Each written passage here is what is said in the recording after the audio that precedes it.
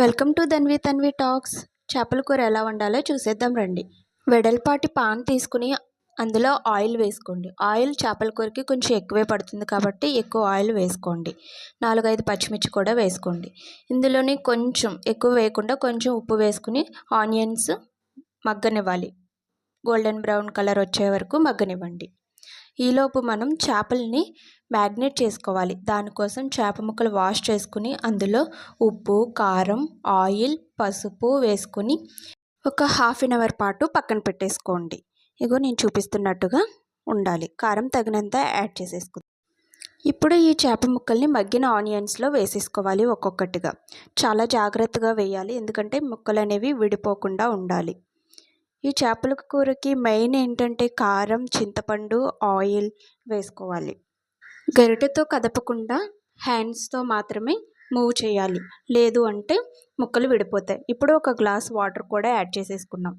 ఈ వాటర్ దగ్గరగా అయ్యి ముక్క ఉడికేలోపు మనం ఒక పెద్ద నిమ్మకాయ సైజ్ అంత తీసుకోండి చింతపండు నానబెట్టుకోవాలి. ఇదిగో ఈ విధంగా కలపాలి. ఇలా కలిపితే ముక్క అనేది విడిపోకుండా ఉంటుంది. మనం వేసిన ఉప్పు, కారం కూడా అన్నిటికీ ముక్కలకి పడతాయి. ఇప్పుడు మూత పెట్టేసుకుని ఒక 20 నిమిషాలు ఉడకనివ్వండి. తర్వాత ఇదిగో ఇలా మూత తీసి అందులో మనం నానబెట్టుకున్నాం కదండి, ఆ చింతపండును అనేది కలుపుకోవాలి. గుజ్జుగా తీసుకుని ఇందులో యాడ్ చేసుకోవాలి. ఒకసారి టేస్ట్ చేసుకొని ఏమైనా ఉప్పు, కారం పడతాయి అనుకుంటే ఈ టైంలోనే యాడ్ చేసుకోవాలి.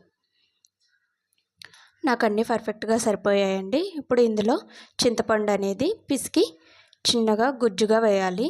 ఎక్కువ వాటర్ అనేది యాడ్ చేయకూడదు. కొంచెం గుజ్జుగా వేసుకుంటేనే పులుపు కూడా ముక్కలకి పట్టి బాగుంటుంది. ఇప్పుడు మూత పెట్టి మరొక 20 నిమిషాలు ఉడకనివ్వాలి. స్లో ఫ్లేమ్లో పెట్టుకోవాలి. ఈలోపు మనం మసాలా అనేది ప్రిపేర్ చేసుకుందాం. గరిటెతో మాత్రం కదపకూడదండి, చేతులతోనే కదపాలి.